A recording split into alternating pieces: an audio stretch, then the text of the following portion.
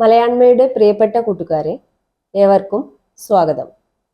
ഇന്ന് നമ്മൾ പരിചയപ്പെടുന്നത് 9ാം ക്ലാസ് കേരള പാഠാവലി 1ാം യൂണിറ്റിലെ 2ാമത്തെ പാഠഭാഗമായ അമ്മ എന്ന കഥയാണ്. മലയാളത്തിൻ്റെ പ്രിയ കഥാകാരി മാധവിക്കുട്ടി മാതൃത്വത്തിൻ്റെ കരുണാമയവും വാത്സല്യദീപ്തവുമായ ഒട്ടേറെ കഥകൾ എഴുതിയിട്ടുണ്ട്.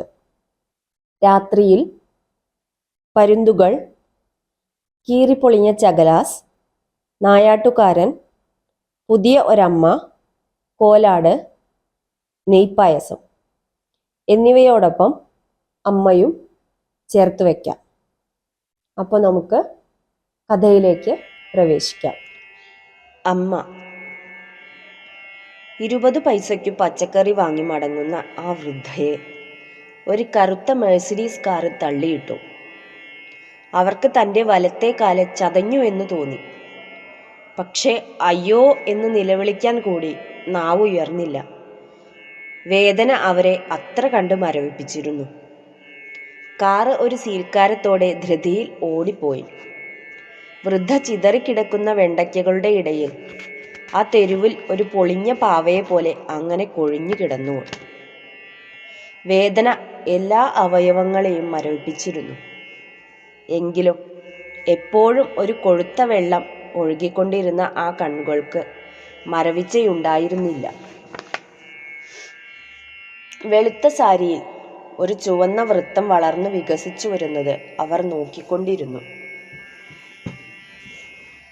തൻ്റെ സൈക്കിൾ നിർത്തി ഒരു പാൽക്കാരൻ അവരുടെ അടുത്തേക്ക് ചെന്നു. എന്തു പറ്റി അമ്മേ? അയാൾ ചോദിച്ചു. കാറ് ആ വൃദ്ധയെ തട്ടിയിടുന്നത് അയാൾ കണ്ടിരുന്നു.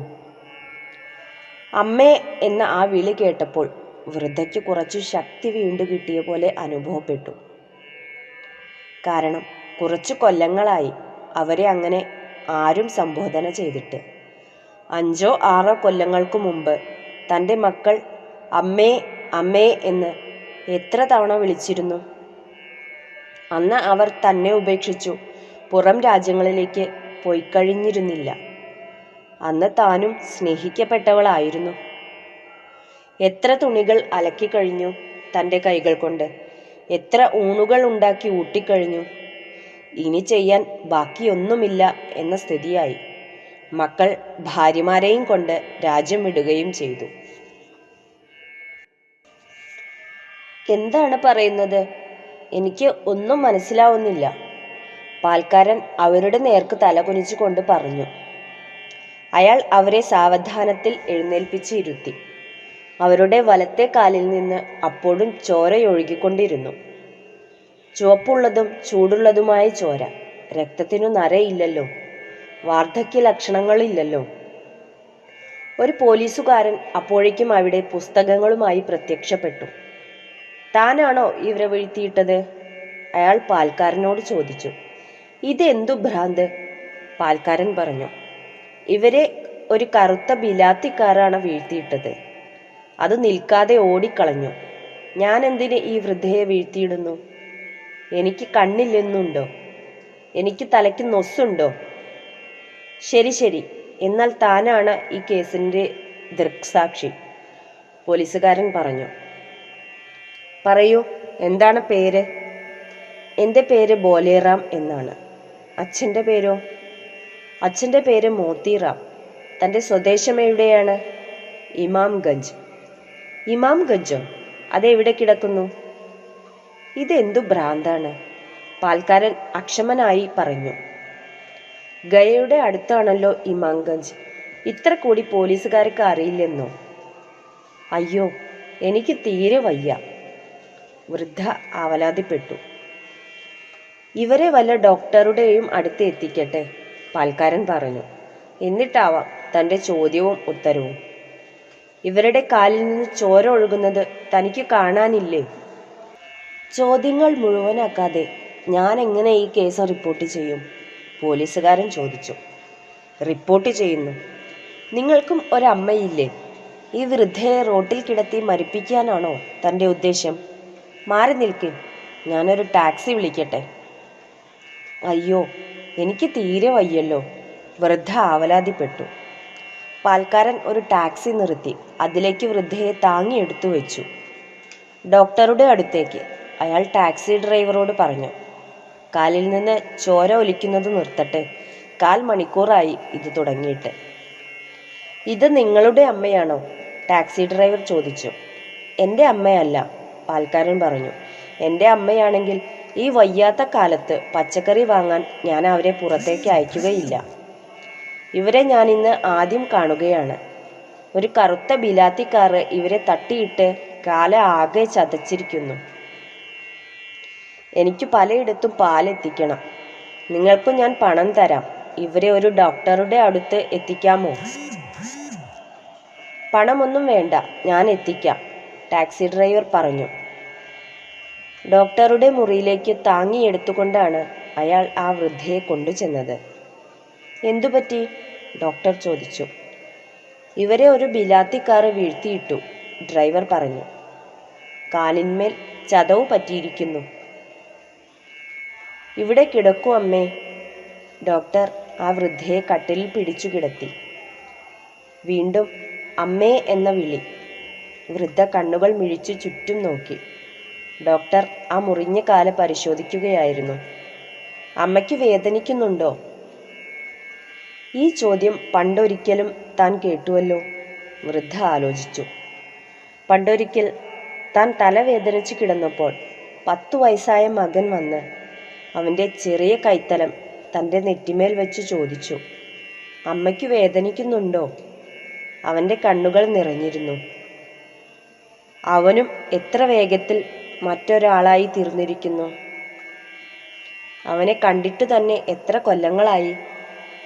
കണ്ടാൽ തനിക്കു തിരിച്ചറിയാമോ? എന്താണ് പിറുപിറുക്കുന്നത്? ഡോക്ടർ ചോദിച്ചു.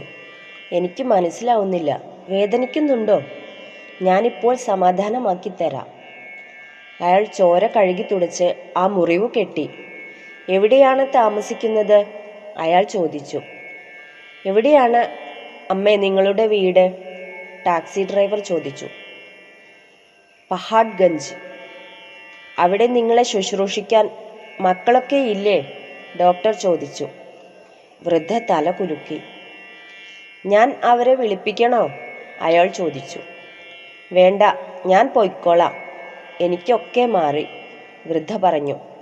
അവരെ പേടിപ്പിക്കുന്നത് എന്തിനാണ്? ഞാൻ കൊണ്ടുപോയി ആക്കിത്തരണോ? വേണ്ട, ഞാൻ എൻ്റെ വണ്ടിയിൽ കൊണ്ടുപോകാം, ടാക്സി ഡ്രൈവർ പറഞ്ഞു. അയാൾ അവരെ വീണ്ടും താങ്ങി പിടിച്ച് കാറിൽ കയറ്റിയിരുത്തി. വെണ്ടയ്ക്കയൊക്കെ പോയി, വൃദ്ധ പിറുപിറുത്തു. പഹാഡ്ഗഞ്ചിൽ അവർ കാണിച്ച വീടിൻ്റെ മുമ്പിൽ കാറ് നിർത്തിക്കൊണ്ട് ഡ്രൈവർ പറഞ്ഞു. അമ്മയെ മക്കളുടെ അടുത്താക്കിയിട്ടേ ഞാൻ മടങ്ങുകയുള്ളൂ. അതൊന്നും വേണ്ട മകനെ, വൃദ്ധ പറഞ്ഞു. വെറുതെ കുട്ടികൾ പേടിക്കും. എൻ്റെ വേദന മാറി, ഞാൻ തന്നെ പൊയ്ക്കോളാം. അവർ തൻ്റെ കഴുത്തിൽ കെട്ടിയ ചരടിൽ തൂങ്ങിയിരുന്ന ഒരു താക്കോല് കൊണ്ട് വാതിൽ തുറന്ന് അകത്തു കടന്നു. ടാക്സി ഡ്രൈവർ മടങ്ങിപ്പോയി. വൃദ്ധ മുറിയിൽ കണ്ണോടിച്ചു. അല്ല, വെള്ളം എടുത്തു വയ്ക്കാൻ താൻ മറന്നുവെന്നോ? പച്ചക്കറിയുമില്ല, വെള്ളവുമില്ല. ഇന്ന് തനിക്ക് പട്ടിണി തന്നെ. അവർ വെറും നിലത്ത് ഒരു പായ കൂടി വിരിക്കാൻ മിനക്കെടാതെ കിടന്നു.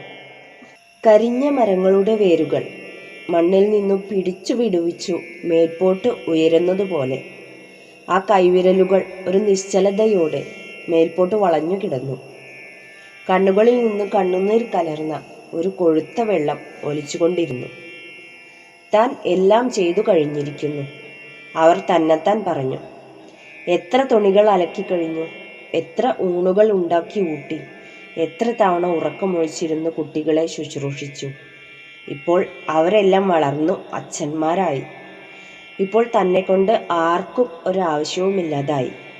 കറുത്ത കാറിന് അതറിയാമായിരുന്നു. അമ്മയ്ക്ക് വേദനിക്കുന്നുണ്ടോ? 10 വയസ്സായ മകൻ കണ്ണുനീരൊഴുകുന്ന മുഖത്തോടെ തന്നോടാണ് ആ ചോദ്യം ചോദിച്ചത്. അന്ന് അവൻ തന്നെ സ്നേഹിച്ചിരുന്നു. വൃദ്ധയ്ക്ക് പെട്ടെന്ന് ചിരിക്കുവാൻ തോന്നി. കാരണം കിട്ടാത്ത ഒരാനന്ദം. കൂട്ടുകാർക്ക് കഥ ഇഷ്ടമായല്ലോ. സ്ത്രീ ജീവിതത്തിന്റെ സങ്കീർണതകൾ നിറഞ്ഞ ആന്തരിക ലോകത്തെ അവതരിപ്പിക്കുന്നതിൽ ഇത്രമാത്രം വിജയിച്ച മറ്റൊരു എഴുത്തുകാരി മലയാളത്തിൽ ഇല്ലെന്നു തന്നെ പറയണം. കുടുംബ ബന്ധങ്ങളുടെ ശക്തി, മനുഷ്യബന്ധങ്ങൾക്ക് ഉണ്ടാക്കുന്ന മുറുക്കം അനവധി കഥകളിലൂടെ അനായാസമായി ചിത്രീകരിച്ച എഴുത്തുകാരിയാണ് മാധവിക്കുട്ടി. സ്നേഹത്തിനും കാരുണ്യത്തിനും പരിഗണനയ്ക്കും കൊതിക്കുന്ന ഒരു മനസ്സ് അമ്മ എന്ന കഥയിലും നമുക്ക് കാണാം.